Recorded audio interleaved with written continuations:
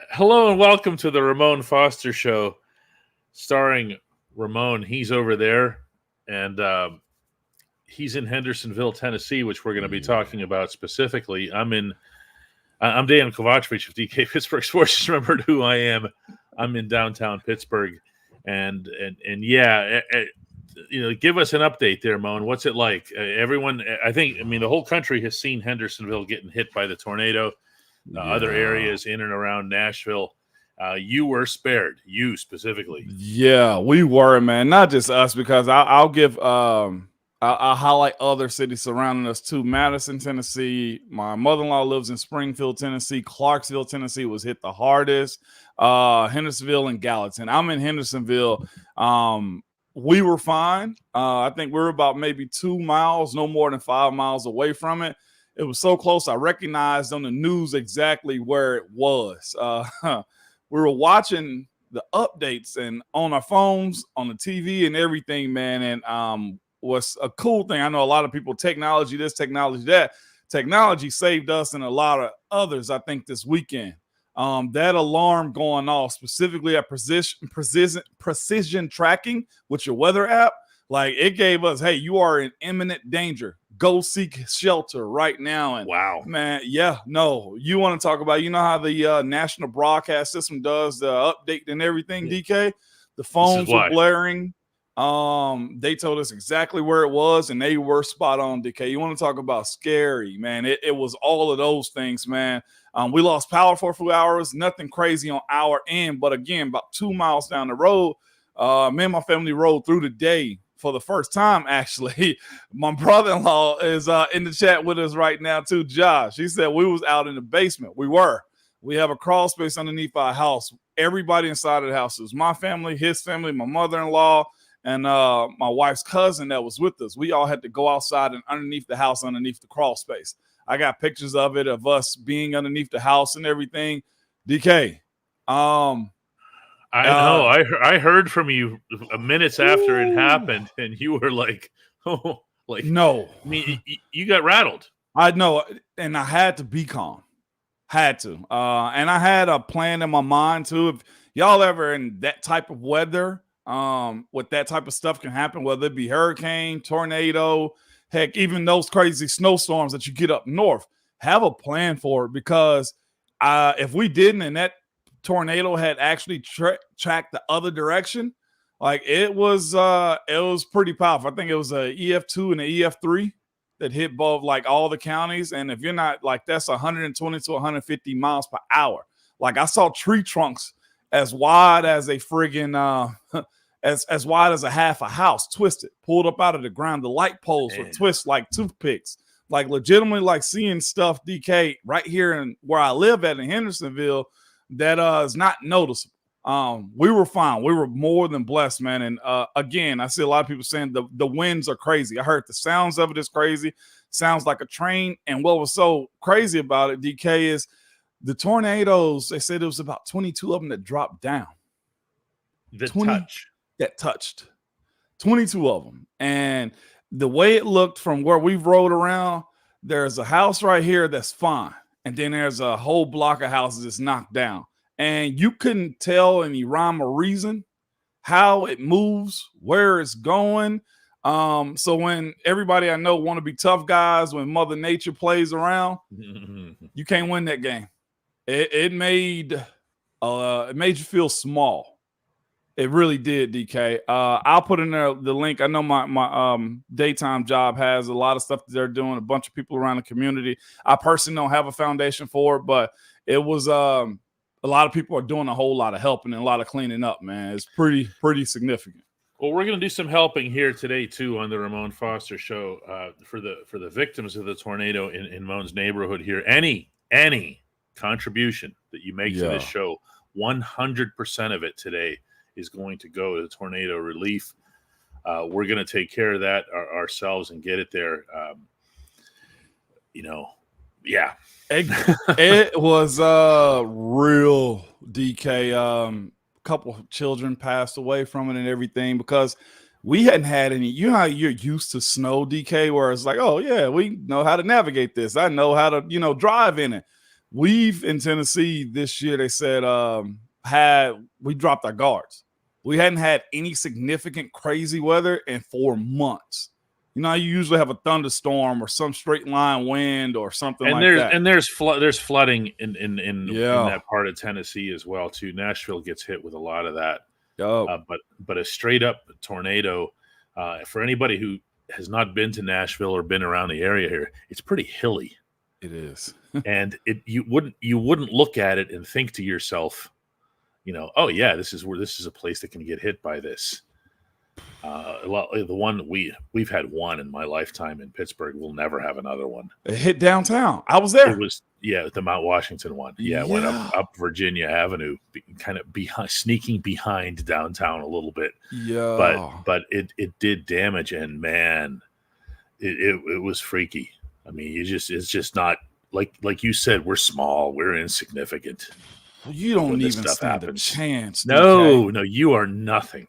I saw trees that are probably 150 plus years old. Probably, I'm just throwing a number out there. But old trees, DK, with the whole entire roots of the trees were lifted out of the ground. Imagine that, you know? And the crews here are working the hardest to get everything up and going, man. My kids were out of school yesterday and today.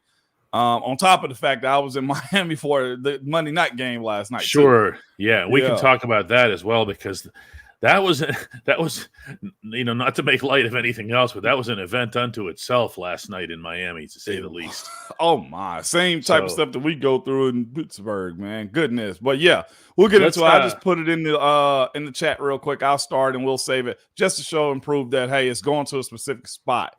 Let's do that. Yeah. After let's get to this. We gotta hit this bell too. Let's get to this bell. We can do a bell.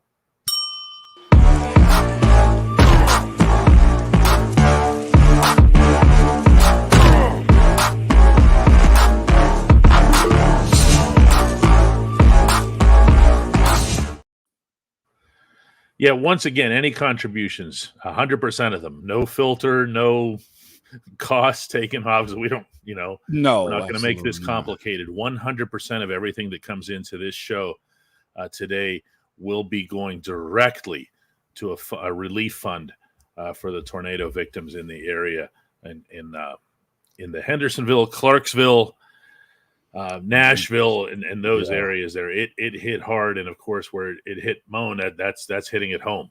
It did. Closest I've ever been to one in my entire life, DK. Pretty wild, man, to have them phones just blaring and going off like that. Goodness gracious. Yeah, actually, the phone thing hadn't occurred to me until you mentioned, you know, because that's the modern, you know, old school World War II sirens. Yeah. But in the modern world, it's not just, if anybody thinks it's just your weather.com app, it's not. Your phone goes berserk. It does, because of the emergency system, which they'll test. I think they had one just 3-4 months ago, a national one. Remember, everybody was commenting on it, and this is what it's for. And it goes through your mute, your do not disturb. It doesn't care. It does not. It starts screaming at you. Yes. And good ideally, that it does. It helps. Yeah, I was going to say it helps people and saves lives ultimately. It does. It did on our end, man. Just on a small, I mean, again, everybody's guards were dropped when it come down to, you know, saying, oh, we'll be fine. Because we've had warnings and straight line winds and stuff like that. But this one actually hit where I'm at. And it's not just about what we are, but people were just caught off guard. It hit like 3-4 o'clock in the afternoon. Like, businesses were still open. And again, they're speculating that about 22 tornadoes touched down across the city. Just the perfect mashup, DK. Yeah. I mean, that, in addition to everything else, that's really nasty to spend that much time touching down. I'm not some tornado chaser or expert or anything like that, but that sounds really, really high. And I'm going to say it again. This isn't like in Oklahoma or Iowa where they're used to these things. Not that they want them either. Right. But it's, you know, you saw yourself a lot of actual physical damage, a lot of property damage, and like you sent me in the text that night, is there's going to be some rebuilding. It is. And what's even more crazy about it, DK, is this, man. It hit a power plant area and I think a gas station too. And it just lets you know how crazy tornadoes are, man. In general, it hit whichever one it was. I don't know specifically which one it was, but it hit and blew up. So what's crazy about it blowing up is you had a mushroom go up, DK, and decimates the tornado about 2 seconds, and then it resets itself again and kept going. I have to send you. It blew up inside the tornado, and they thought that it, would just vanish, and then it reset again. DK, goodness, I've never seen that before. I think they said people have speculated if a tornado is ever like super big, can you use like certain stuff to kind of blow it and make it kind of decimate a little bit? No, this didn't matter. It was the power plant. My brother-in-law said power plant was the one that blew up. Yeah. Wow. I mean, for anybody who doesn't know, because I don't know how big national news this was. In the 24/7 news cycle, everything kind of spins through quickly. But I do know that it made headlines here, maybe because we're a little bit closer by than some of the bigger markets. But the tornado that hit the Nashville region, the Nashville metro area, struck some area specifically and really got some people. We appreciate everybody chiming in. We are going to talk Steelers today. Yeah, we are. Yeah, I mean, this is just, you can imagine, this is top of mind for the gentleman to my side here, to say the least. And the reason we were out of pocket too. So again, we can always say when it comes to family and life, there's a lot of other things more important than that. So. Than football. Yeah, we're already getting some amazing contributions here. Again, 100%. You have our word for this. 100% of whatever it is that you send today on Tuesday, December 12th. And that includes if you're watching this non-live.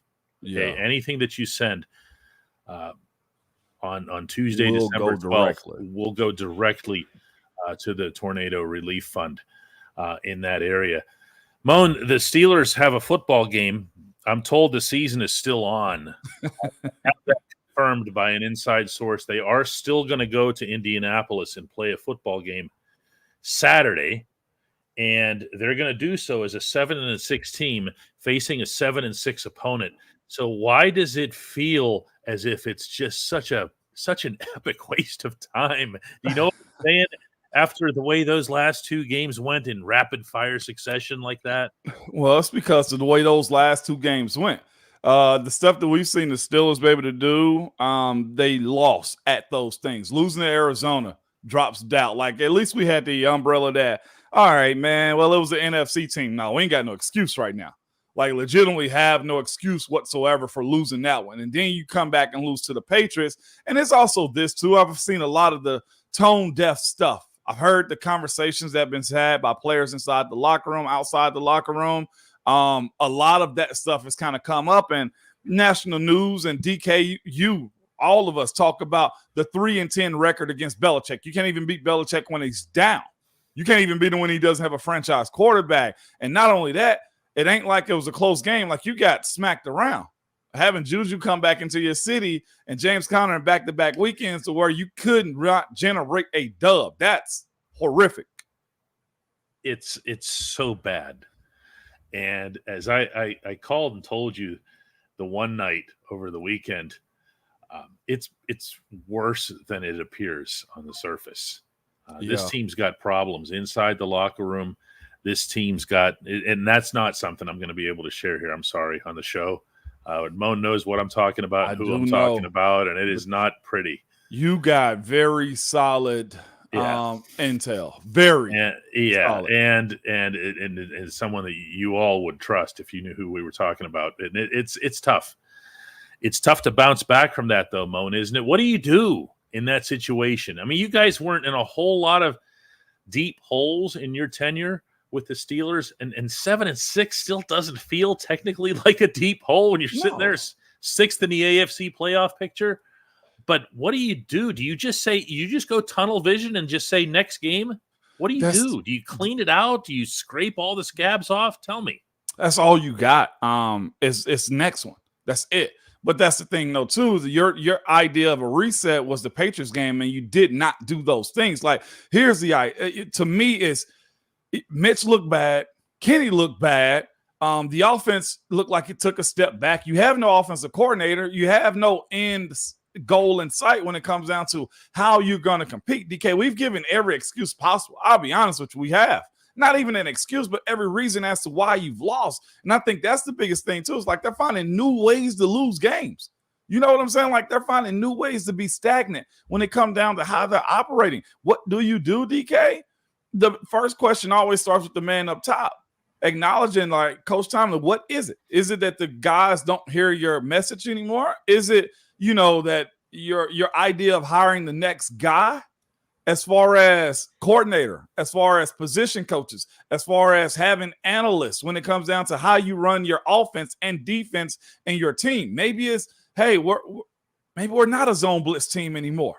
Maybe offensively that, that style of offense is just dead that we're trying to run. Again, we mentioned the quarterbacks. Right now, Kenny can't prove himself, but Mitch is way worse than what we thought he could actually look like. We said that before. Mitch is a gift that gives, and he takes away that much. Like watching the game, like you said to yourself, in the Arizona game, it looked like, hey, this could be something. And then you get too bold in yourself. There's no philosophy, DK, as far as how to win. We know every way there is to lose. That's the biggest. We know every way there is to lose, DK. But we can't figure out a way how to win. And then it looks undisciplined. You say what you want to about it. And I love Coach T to death, but it can't be these things each and every week when you have a Belichick that comes into Pittsburgh and beats you while having benched his franchise quarterback. Oh, the Patriots couldn't have been in worse shape coming here.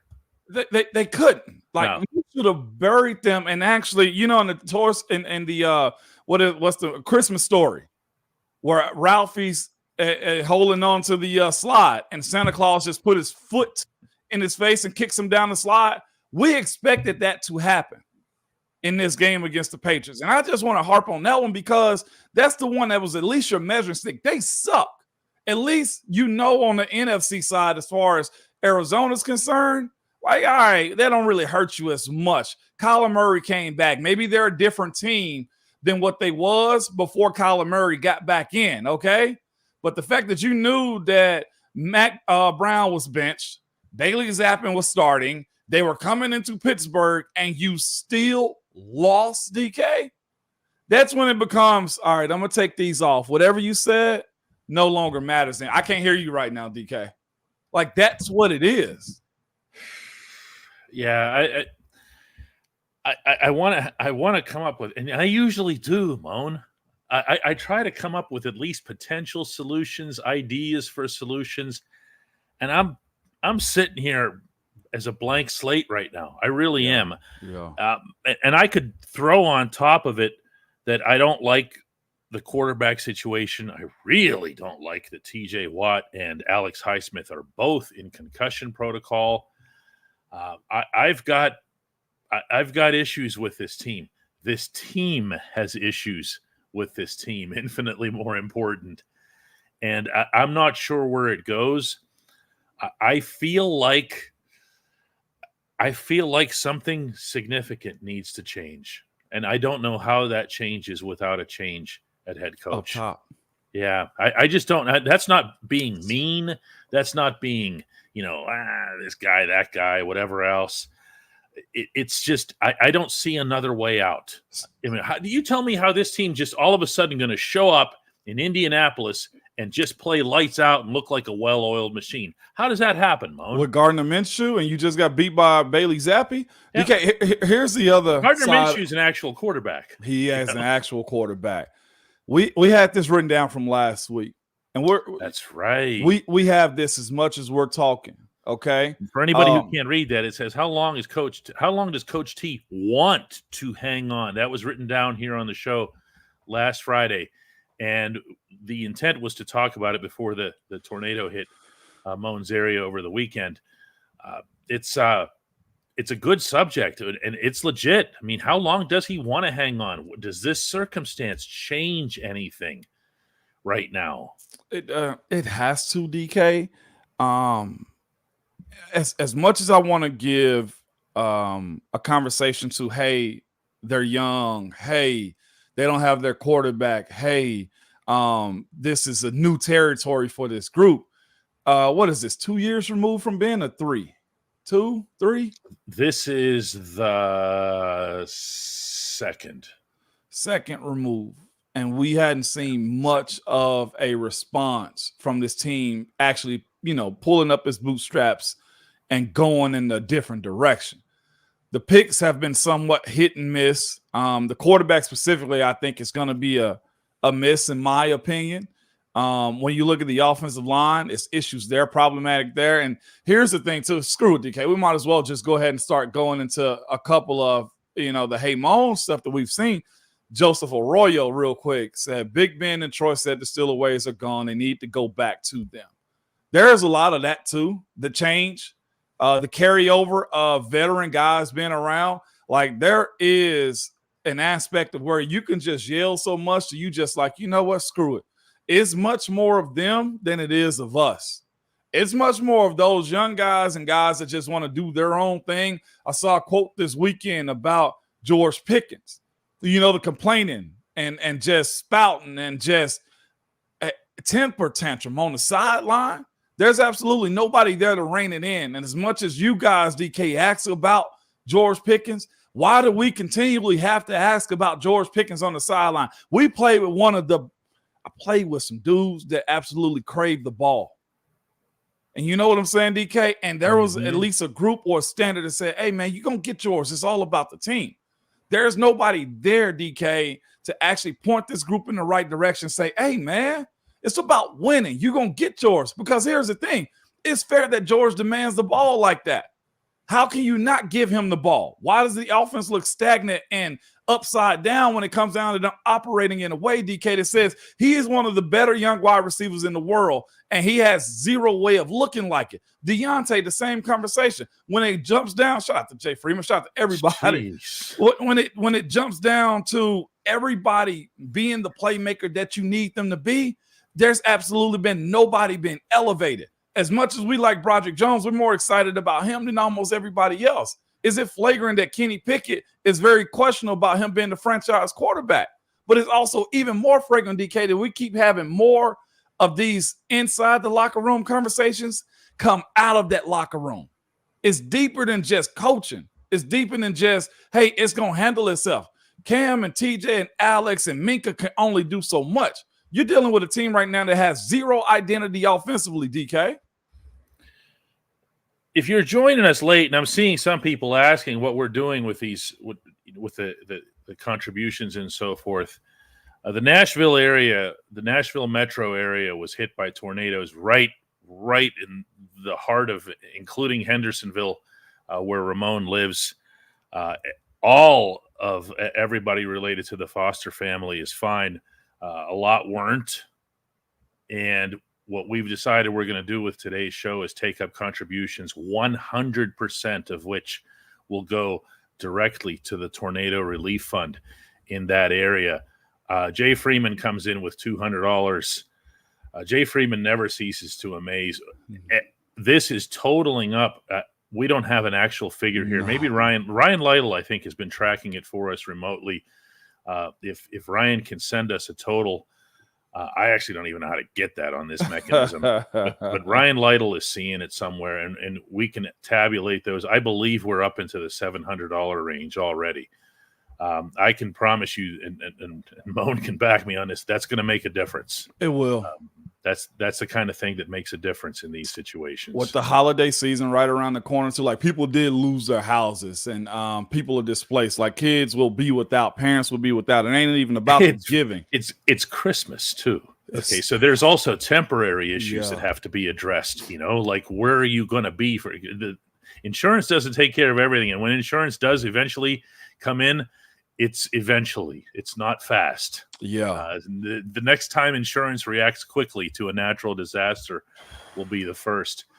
When we come back, we're gonna do some Hey Moan. We are. We are, and have this conversation. We keep going away from it, DK. We're starting on it, but let's do that when we come back. Yes, let's do that one. All right, that's the only segment that matters, DK, and that's Hey Mom. It is. At DK Pittsburgh Sports, we take pride in coverage that connects our city's fans to their favorite teams. Now, that connection's stronger than ever. Introducing our all-new state-of-the-art app. Find expert inside reporting and original podcasts. Check live box scores. Track the latest stats. Chat it up with our community of thousands of fans, all in one place. The new app from DK Pittsburgh Sports. Coverage that connects. Yeah. When AB is calling you out, you may be a problem. Yeah, AB is starting to have his fun at George's expense. He is. And you know what? Maybe that makes a difference in a positive way, you know? If you're George and you go, really? Jeez, maybe I am doing something wrong here. I couldn't tell if that was what is that, Chat GPT, whatever it is that wrote that statement or whatever it was. But it was spot on. It was he ain't lying. Say what you want to about AB. We talked about, hey, so who's some people that were very smart when it comes down to football. When it came to football, you wanted him on the field all the time. Yeah, you did. Know? And he was a baby too. Heck, he'd freak out on people in Latrobe first week when he wasn't getting the ball. No. First week he'd start throwing fits. Mm-hmm. And George is supposed to want the ball. Deontay is supposed to want the ball and celebrate when he scored too. I saw people, having that conversation about Deontay. Oh, why are you celebrating when you score? Pat Fryermuth is supposed to demand the football. And I think we all have an expectation also of what still a football is supposed to look like. DK, it's been a while, I know, for this fan base since I've been here to deal with this type of stuff. And I think not even Cowher at the end, though, was washed in a sense. Cowher had family issues that he had to handle. Yep. He got his ring, and he took care of all things football related before having to end up losing his wife, and having to settle into a different life, essentially what Cowher had to go to.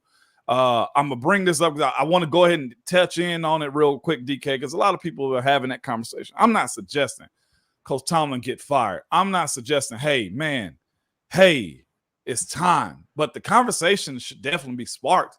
If you are inadequate at your job, DK, it's okay for criticism. You want to keep it. That's the question. Does he want to keep it? I mean, you know the man, Moan. What do you feel there? So that's what we are. I've had people in the media on the national side of it, DK, say, as soon as he's done, he's going right to the booth. And that's speculation, or the idea that he can make, $15 million a year by doing that, those big networks the night before the games or the day of the game and stuff like that. There's an opportunity for him.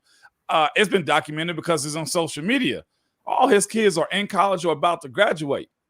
The game does change. I can admit me in year 1 was way different than year 9, 10, and 11 for myself. My mindset was a little different. My reach was a little different. I was passing messages to the young guys and say, hey, go rap with him about this, man. Like, I know, like, your communication with him is different from mine. As far as how long Coach T wants to hang on, that's the question that we're asking right now, DK. I think it's set up for him if he wants to walk out. I don't think anybody have any, man, you suck, or, hey, man, they booted you out. Right. I do think people run their it just runs dry at times. Now, I don't think this is a Super Bowl team this year, and it won't be one next year too. Does he want to see a real rebuild all the way through? Because here's the thing too. If he does, it honestly also means you might have to go get another quarterback. And I don't know if you can want to go through another quarterback situation. Yeah, that's rebuild 1.5. I know. So that's two of them. Yeah, and you're talking about almost unquestionably a new offensive coordinator. Why do this with the same head coach when these have been the results now steadily since 2018, really? Okay. Why? That's the part where I think, Art Rooney is he's not old, but he's not young either. And his next big move as chairman of the board, as the controlling owner of this franchise, will be his first. Okay, Dan Rooney's had his moments where Dan had to come in and step in, and I know that's a lot of the banter now. He's not his old man. His old man would have had this taken care of. We don't know that. What we do know is that Dan had his moments. Yeah. And that Art has yet to have one. And I don't consider, sending Bruce Arians out and bringing in Todd Haley to be some major move on the part of ownership. Okay. But I do look at this situation and wonder, what is your alternate route? What is your, if you know that your head coach isn't bringing in the best coordinators because he wants to keep his thumb over them, what's your way out of that without changing head coaches? So here's been the philosophy, and I know a lot of people have kind of brought this stuff up. It's two types of coaches that are in this league, and this is just speculation of what people think, okay? But it's coaches that hire because they look to elevate and have a tree of coaches. Tony Dungy's that way. Andy Reid's that way. Shanahan has a tree. If you look at it, Coach Tomlin doesn't really have a deep tree as far as coaching. He doesn't have any tree. As I put it in a column the other day, he doesn't even have fungi on a mushroom. Okay. Yeah. And so the other coach is the one that will hire coaches who are a little bit less than, because at the end of the day, you can fire them and you have job security. That's two types of coaches. Look at them. They're around the league. And it happens from time to time.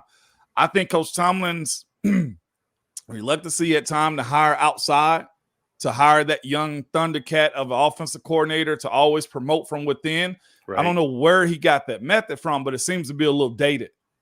Just a bit. That's just the honest truth in it. The fear that your underling takes over your job. Nobody wants to give up that job. How long Coach T wants to hang on? I think it's until the voices get a little bit louder. The cries, the need for a standard, DK, is lost. What's the standard right now? There isn't much of one. I'll tell you this. I think he would not want to be in the position that Matt Canada was in. And Canada was, and we said this at the time, Canada was shielding him from a lot, meaning in the media, in public. Okay. Oh. Now there's no Canada. And when they're angry at Acrisure Stadium, and they might be lucky that they've only got one more game there this year, they're not going to be chanting to fire Mike Sullivan or there's no more excuses, or Eddie Faulkner or whatever. They're not even going to start their Mason Rudolph chant, since he's made it public and very, very clear that he's not going to be replacing Mitch Trubisky. So who's left? Do you think he wants to be in a situation where he gave 17 years here and he's getting booed in his home stadium? No, absolutely. That's like Ben getting booed, and not just for a 3 or 5 interception type of game. I don't think Ben ever had that, but that's the point of it all, DK. Everybody has a threshold. My other question is, where's Mr. Rooney's? What's his threshold when it comes down to coaches? I think the threshold when it comes to Rooney has to be not related to coaches. It just has to be related to the state of the football team. Wins. Okay. Well, yes and no. I mean, because that's been 7. Yeah. I mean, that was that. I think they were hiding behind the wins, if that makes any sense. Okay. Yeah. All these problems were being buried underneath all these W's. Yeah. And the performance, the overall behavior and conduct, and all of the other measurable in tangibles and intangibles were crap. Yeah. Okay. With the exception maybe of the game in Cincinnati. That's fair. You can drink the Kool-Aid for a certain amount of time before it gets, I'm going to take that guy's comment right there down right there and go to one with Mike Jones here. We can put it back up later. I don't know who the heck that dude is, DK. But Mike Jones goes, I think he needs to get Cam a ring. That's so easy to say. Yeah, hold on, let me finish it. And just say he's stepping away from the game for family. Take a year off and move to the booth. But I don't think he's ready to leave football just yet. That last part of it, though, DK, I think it's so real. I think it's trying to find the answers to a test you haven't studied for, because this is new territory for Coach Tomlin. It ain't. I don't want to live on the fact that Cowers players or this and that. We made it to the Super Bowl without Cowers players. We didn't win it, but we made it to it. He understands what it takes, but we also had a huge veteran squad. The understanding of what Steeler football was, and I do think we've somewhat gotten away from it, DK, even if they continue to win games down the stretch. Mike Jones, I'm here to tell you, if it was just that easy to say, let's go win him a ring and he can bow out, boy, I'd have loved to have been on one of those teams and have you as somebody that said those same things, because that is a hard task to do. And we're so far from competing with that right now for one of those sticky Lombardis that it ain't even funny, which is where you say the last portion of your comment is, I don't think he's ready to leave. I don't think he's ready to leave, Coach Tomlin. You're going to have to like peel him off the gridiron is the way I feel, which is why I also asked the next question, what will it take for Mr. Rooney to come to that decision? I think it's more about that, DK, than it is Coach Tomlin saying, all right, I bow out. I can't see him doing that. I know there's life after football for him.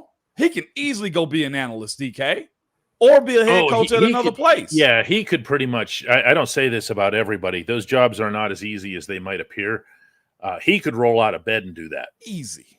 Okay? He just by doing nothing other than being himself, and then you teach him, this is camera 1, this is camera 2, and this is camera 3. When you see the little red light on top of one, speak in that direction. Okay, you're good, coach. Here we go. I don't think it'll be any more difficult than that for him.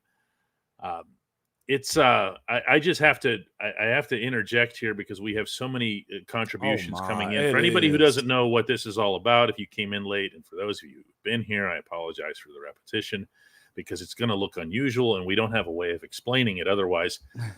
The tornado that hit the Nashville metro area affected a lot of lives. People lost homes. A couple of youngsters most tragically lost their lives. There's going to be a lot of rebuilding there. It made it right through Moan's neighborhood. Yeah. Everybody with Moan's family, both immediate and secondary, are all fine, but not everybody there was spared the damage. And what we're doing here is we're doing a collection that we're going to turn in on behalf of the Ramon Foster Show to the fund. The relief fund that's been put into play here.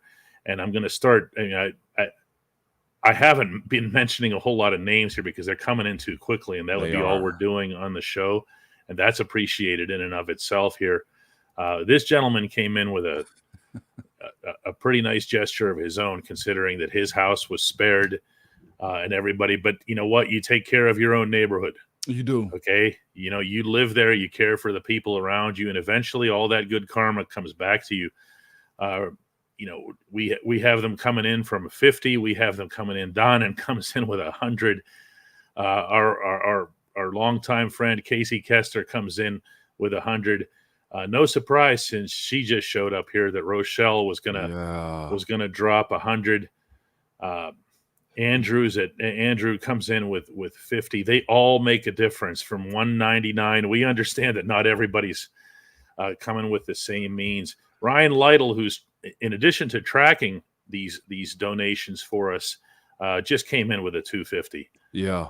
To help his fellow Tennesseans. Yeah, Ryan lives there. He paid us a visit up here in Pittsburgh recently. He did. It's great to have him. Spent the whole day up there with us. He did, man. And some are doubling back. Jay Freeman came in with a dub and then came back with another 2. Rochelle just dropped 275 in here. But it's not even just that. We got pounds coming in from Kerry, Brandon, Brian, Kevin, Domestic Creations. You guys are all over the board with it again. I don't care how much it is. All of this will go to this community and surrounding areas because running water, clothes, it's wintertime. Holiday season coming up. It's Christmas. Yes. I mean, it's Christmas. And there's temporary things to deal with too. So if all we're able to pull off here is that somebody can have a decent Christmas out of all this, that would be okay too here. Rochelle is actually apologizing, if you can believe that. She says, I came late, so I didn't know. Prayers up. Yeah, that's on me. I wasn't going to, I don't want to have to, say it, several times and whatever, because we do want to talk about football today as well. But yeah, we're going to have a number here that's going to tell everybody what we have, not only today during the live show, but again, if you're watching this later, don't feel like you missed out. Right. Okay, this is going to run anything at all that arrives here to us on Tuesday, December 12th will go toward that cost. So the full total number we won't have for you until tomorrow. All you're going to hear is what we have when it came through on the live show. Moan, I hate to say this, but it's almost a relief to talk about something else.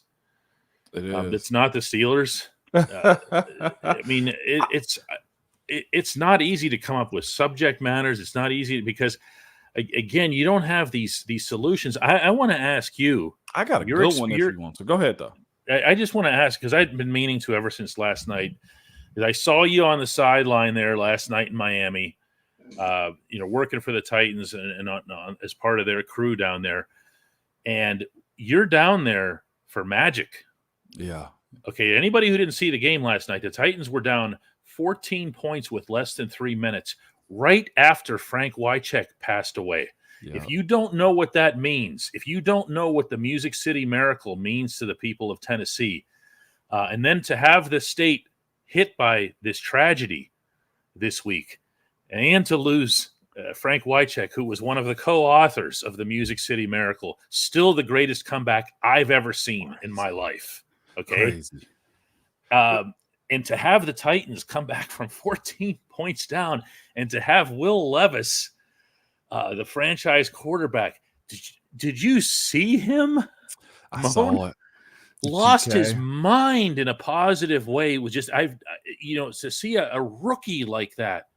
What a scene. Tell me about it. DK, it was phenomenal to see. One, the love that outpoured for Frank Wycheck was insane. I remember when the Titans came here. Number 89, Frank Wycheck was a part of that. Like, we didn't have a pro team here. Everybody, which is why there's a big blend you'll see on here from Titans fans and Steelers fans, Cowboy fans and Titans fans, 49ers fans and Titans fans. Like, there's a bunch of intermediate fans between the two. But I remember when Frank Wycheck and Javon Curse and Eddie George and Steve McNair came here to the city from Houston, and what that meant. Deal. Yeah. Big old deal, right, DK? And he played the game the old school way. He was a huge, he's a pillar. As far as the Titans. He's Heath. There we go. He's Heath Miller. That's it. And Frank Wycheck was Heath Miller. We had some of his we had one of his former teammates come on too. And I'll get here and then I'm gonna go back to the point of it all too. We speak about the mental health of guys. Frank was documenting. He talked about it openly about how he felt his head trauma was and everything too. And we as players, sometimes we joke about with a lot of stuff. And one of his former teammates, and I've worked with him at the station, Brad Hopkins. You know Brad Hopkins, the tackle. Played for the Oilers and Titans, man. He came on very sombersome on Monday, DK. And he was just like, man, I hate as a teammate, we didn't take what he said and how he felt serious. He said that was my only regret. The CTE. The CTE. He said when we spoke about that, we joked, oh, look at Frank. He plays the game the hard way. What are you, a doofus? And I heard it in his voice, the regret of not understanding what his teammate was going through. Kind of the way these victims here in Tennessee are going through this tornado stuff. But hearing him and having teammates we hear fall off the wagon a little bit was very fascinating from his perspective in hindsight. He said that was his only regret, was he didn't take ownership of how his friend felt. And I thought that was very unique because the impact of how he made people feel, DK, was the only thing we heard on the radio when we were doing his tribute. Was, man, he was a great guy. He made me feel this way. I met him and he made me feel this way. And going to Miami, playing against that team on Monday Night Football when they were a double-digit underdog, watching that team be resilient, watching a young rookie quarterback in Will Levis who dropped out of the first round with a coach that's a hard ass and Coach Vrabel that's trying to earn the respect of being an NFL pro, pull his team out, DK, and win. Whether you say Miami was banged up and hurt, he still went on primetime and won. DK, I hadn't seen anything like that against a real good team from us in a while as far as the Steelers go. No. And I even jumped out and said this. I said this, and this may be a different conversation down the line, DK. I said this about about Will Levis. Yeah. I feel better about Will Levis' pro career from what I've seen in 7 starts than I do about Kenny Pickett. Oh, I don't even know that this is close. The thing that I see, I mean, Will Levis has a big ass NFL arm. Okay. Cannon. And to see him, I'm going to get back to that emotion again. And it's not that like we haven't seen emotion from, Kenny Pickett or others here, but what we still haven't seen from Kenny, and I don't believe that last minute win over in Baltimore last year really rose up to that. You know what I'm talking about? When he scrambled to his left and connected with Najee Harris. We haven't seen that breakthrough moment. Okay. And that was, how we all do that. We think of things in a Pittsburgh-centric way. Yeah. You're watching that and you understand what the moment means to Nashville and to that franchise last night. It was a moment. But this team hasn't had a moment in a long time. Okay. And moments are they're made from great character. They're made from great camaraderie, but they're also made from talent. Damn it. Okay. And I'm looking at Will Levis. I'm looking at the quality of the plays that he made when they got close to the goal line. Moan, he was moving to his left and right, and he was finding dudes and running when he had to. And it's different. I never try to blend my 2 shows, my morning show with this show. Ever. Yeah, I brought it up. No, I want know everybody to know that. But there are certain parallels I was moved by it. that we can talk about. I've seen Will Levis stick in the pocket, deliver balls with his feet first before his arm. Yes. I've seen him eyes down the field where there's a guy reaching around him. Bradley Chubb last night was probably this close. I'm talking about 3 inches from swiping the ball, but his technique was ball high and tight, both arms around the football, and he stepped up real quick and delivered the ball for a touchdown, DK. I've seen him not get scattered in the pocket. Now, I've also seen Will Levis run and hit DBs and linebackers with his shoulder. But I'll tell you this, his size and durability and that spunk and fight, DK, you know that you can live and build with that. You can build around a guy like that. We've seen Kenny do those superhero type of things, and then he's injured, and then he's out. Or ineffective, just flat out ineffective out of nowhere. And it hurts the Steelers immeasurably, and it hurts Kenny immeasurably that he's not going to be available for a while. If he comes back for the final couple of games, then it's going to be, he was rusty, and you're still not going to have a real feel. No. Here, this was Kenny's performance over a full season, other than to say that not only did he get hurt, but he might have gotten himself hurt. Yeah. Because of his style of play, because he kept fleeing the pocket. And I look at some of these guys like Levis, and he's not alone. I mean, we've talked about C.J. Stroud. C.J. Stroud looks like he's been in the league for 10 years. He does. The way Jalen Hurts jumped in quick. Think about him. Well, Hurts had a little bit of a transition. But the way he moved, like from year 1 to year 2, DK. Yes, that. Yeah. But this is Stroud just came in and set his diploma down at his stall and went out and played. And also told y'all, I'm here to play football. Screw that cognizant test that they said I needed to pass. I'm here to play football. And that's the thing that I think bothers me more about Kenny, to where we're speaking about this again. How long the Coach Tomlin wants to hang on? It goes back to, again, where are you when it comes down to your quarterback world? I don't think the Steelers in a great quarterback world. They're more closer to drafting a new guy than they are building with Kenny Pickett at this point. I'm glad to be wrong next year if he turns on and he's friggin' Patrick Mahomes. But we hadn't even seen a stretch of games where Patrick Mahomes has come out of Kenny Pickett's arm. Like, that's the difference right there. At least I can say this last week, the Titans lost in overtime to the Colts. Okay, in overtime to the Colts with a rookie left tackle, a rookie left guard, all of the rookies primarily playing on offense, and them trying to find their identity with a new first-year offensive coordinator, and they're hanging on and fighting. This group lost to Bailey Zappi at home to Pittsburgh, and they're friggin' 2-8 on the season. That's the difference that we're talking about. So when it comes down to how long the Coach T want to hang on, God. how much can you stomach? It ain't even his decision at this point. It's almost like, Coach, I love you, but we tried it with the new regime. We got you the players that you said. Omar and you have communicated in an amazing way to get you guys where you're at. You hadn't been overly plagued by injury.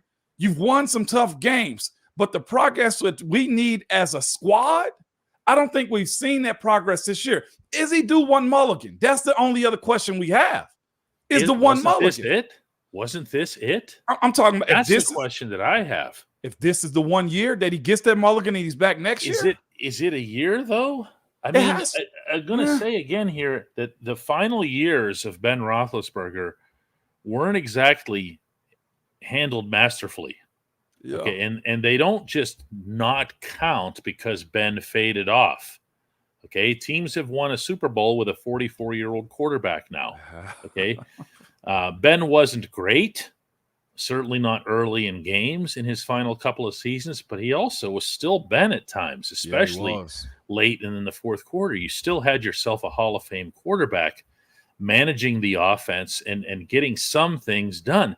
You didn't do anything with. I mean, other than the 11-0 weird start. Heck, more people miss on draft picks that year too. Yeah, I mean, I don't want to take away from that team either. 11-0 in the NFL is 11-0, regardless of how many people were on, this COVID list or that COVID list. But that was it. That's as close as anybody's come. This franchise has come to any kind of achievement in the last 5-6 years. The other thing, Alan Collins put that up, DK. He put, Simone, you're making me a little sick. And I know this like in a joking way. I hope so anyway. But like, I'm going to put this up, just, Moan, you're making me a little sick. And here's the thing too, DK, the reality of it, and we can speak on this just a little bit. It ain't no promise that the guy behind Coach Tomlin, whenever that is promised to be your savior anyway. Yeah, you don't know that. It's a dice roll. I mean, there's a lot of different ways of looking at it. One thing I do want to bring up with you today, by the way, we've done just a terrible job of getting into certain things specifically. I just lapsed out here because I saw that I got an alert here that the NFL and the NFLPA are both reviewing how and when TJ Watt entered the concussion protocol. Really suspicious on the Steelers' part.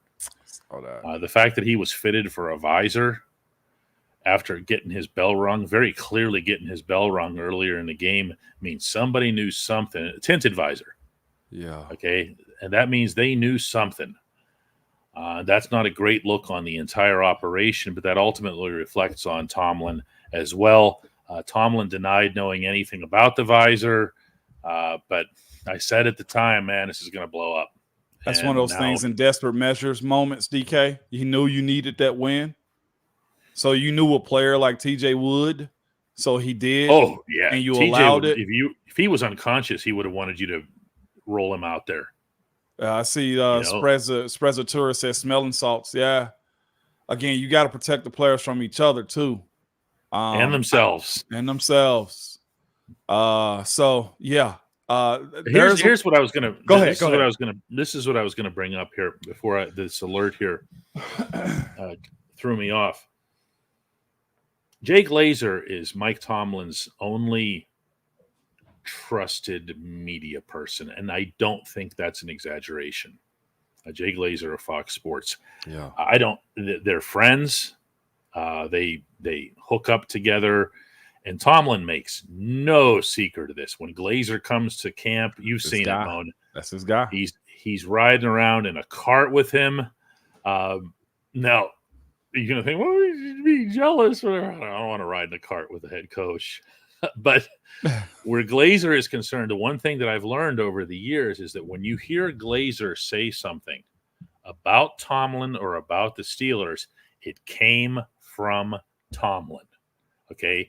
Almost without fail, 2 and 2 add up to 4 when this occurs. Glazer said that he thinks that the Steelers ought to look into making a trade with Washington that would involve Tomlin. Okay? He said that? Today. Where is Coach Tomlin from? Mm-hmm. Virginia, Washington, right in that area. Maryland, Yeah, the DMV. It's Commander's territory. The DMV, yeah. Yeah, and now and it's not like the Commanders have been coached really well for Everybody a while. wants to go home. Everybody wants to go home. Everybody, and I believe that Tomlin has football left in him. I do too. And if you're the Steelers, why fire somebody when you can get yourself a couple of really good draft picks for him? And that's the way these head coaches go. If you look at what the going rate is, look at in Denver, Sean Payton. Sean Payton, first round. Might be coach of the year in the NFL. Yeah. First round and a swap of second rounders is what the Saints got for that. That's wow. But that coming from Glazer. Wow. That might as well be Tomlin getting caught spray painting it on the top of Mount Washington here. Yeah. It's just like here in this Nashville market. If Diana Rossini says something, there's speculation that it was told by Vrabel. It's right by Vrabel. Yeah, because there's a relationship that goes back to Vrabel's playing days in New England. Glazer said that? Glazer said that. It's the biggest news of the day, and yet it's not news at all. It's funny how that works, huh? No, that's big time. You have to know how to be able to filter some of these reports. I've been doing this a long time, and anytime anybody will report something that people close to Tomlin, no, there's no people, there's person. Okay, God, he's from. It's relatable. It's plausible, right? That's the conversation. And Pittsburgh Toddy, I don't think you're trading a coach for a coach. I think you're trading a coach for draft picks. Rivera's just out. You don't get Rivera for Tomlin. I think you get Tomlin for draft picks. If that's the clarity on that one right there. Yeah. It's wow. We've had quite a day on the Ramon Foster Show here. If I missed you along the way, in terms of contributing to the tornado relief fund in the Nashville metro region, I apologize for that. We're going to try here on this final break here. I see the boss is coming back to her seat there. We're going to try to get a total here of what we've gotten so far during the live show. Ryan Lytle, if you're still there with us, if you can do your own tabulation, it would be much appreciated, and we'll put that up on the screen as well. So, yeah, let's call this one a day, Moan. We're just about at the 1 hour point. Yeah, we are, man. I gotta go pick up my son here in a little bit too. Again, everybody, legitimately, thank you all for the donations. This will be passed to the very last cent to the victims of these tornadoes and these tragic events here in Tennessee. I will be also donating myself, man. My wife will talk about that here. I've already put in, just as you guys do. Again, I like to think, DK, we're somewhat of a community now. Like, this show does its own little thing when it comes down to how we operated. So I'm not going to lie. I had no doubt that we would have a heavy response. I'm also not going to lie about this. I had no idea it would be like this. Wow. Okay, this is extraordinary. I mean, you guys have gone above and beyond, and we're going to follow through on it. Again, on tomorrow's show, we're going to let you know how the tabulation went up through the recorded version of this program, and then what we ended up with, and then how we're going to take care of it all. No doubt. So, first round pick for a head coach. You dropped a bomb on me right there, DK. Yeah, I'm like the Gap Band. You are. God, does anybody get that? Yeah. Did anybody get the Gap Band? Yes, oh no, he's gonna sing. I know that. Baby. I know that song. I don't want to get clipped by YouTube by putting musical rights out, DK. So I stopped saying the whole song. Oh, I love it. All right, we'll see everybody after we come back here. We'll be right back. All right.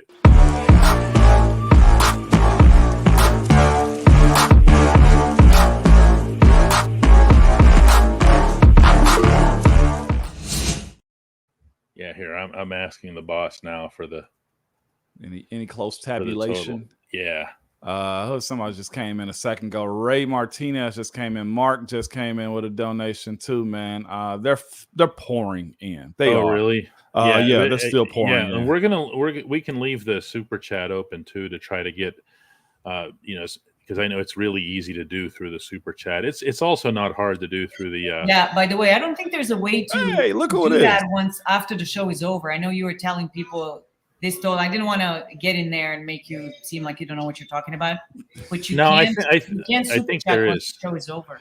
No, not super chat, but there's a thanks button or something like that. I think that that only works when you're live. Oh, okay. Well, then we can leave this window open even after we're gone. Then I guess we can go and see. I can go and see now because it's over. Let me I was also, yeah, that's what we're asking. Yeah, I was also trying to post it in the chat, but it wouldn't let the link go through. Maybe because they thought I was spamming or something like that. I just sent the link to DK. Maybe underneath the description of this, we can put my day job's link to donate in the description if y'all okay with that, Dolly. I see it. Yeah, I think I can do that. I'll pin it. Yeah. Yeah, we can put it in the description, but also make it the first comment under the show. Pin it. Yeah. Mm-hmm. I just sent That's it what to I you meant. also, Yeah, DK and Dolly together. So it'll be there. Yeah. Yeah, I can't find a way to do anything once the show is over. Nothing that's obvious. we just need a tabulation. Yeah. Oh, you mean now? Yeah. Well, that's gonna be. You don't have to do it out loud. No. It's not that I'm trying to do it out loud. Usually there's a screen, but I just logged out of it, and I don't know if I can get back to it. Let me see if he shows it to me after the fact. Yeah, it may show, and you can keep your window up and put it in afterwards too, Dolly, like we do at times. I'll keep my chat up if you send us a screenshot. Yeah, no, that's what I'm talking about. I closed that out. You got to close it out first. Yeah. Oh, she's gone. It's magic. Yeah, let's get. We're going to see if we have some kind of tabulation here from Ryan or anybody. Even as the contributions continue to come in here, I don't know how to find that number, but I do know that it's available. Yeah. Michael Walker doubts my Gap Band knowledge. The Gap Band had actually a bunch of they had a bunch of hits. Yeah, they have. I mean, let's talk about Uncle Charlie, man. I mean, seriously, what are we talking about? He's still making music to this day. Still making music. They have names? Oh, Charlie I didn't Wilson. know. Yeah, come on, man. We're gonna put you on it, DK. Eventually, we're gonna get you there. I just thought they were. How does Tomlin say it? Nameless gray faces. No, not that group. Not that group, baby. I see you, Mike Jones, Uncle Charlie, baby. You're right. Mm-hmm. Yes, indeed. The link will be in the description. Tell a friend. I'll actually put it on my social media also, just as a heads up. But thank you guys, man. Yes, hearing yearning for your love and your favorite Barbara. Barbara, what up, man? I feel like when you said your name today, man. No, Barbara came in twice. He did. I missed saw it. With the contributions here. Okay, do we have the? Oh, here she just sent something. No, that's not it. Okay, so there's no countdown of contributions. Not until we close it out. By the way, Alan Collins just came in.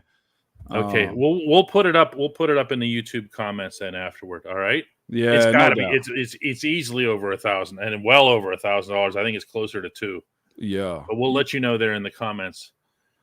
All right, go take care of family, Moan. I will, man. Thank you guys for your thoughts. I had a lot of tweets. People emailed me also. You guys.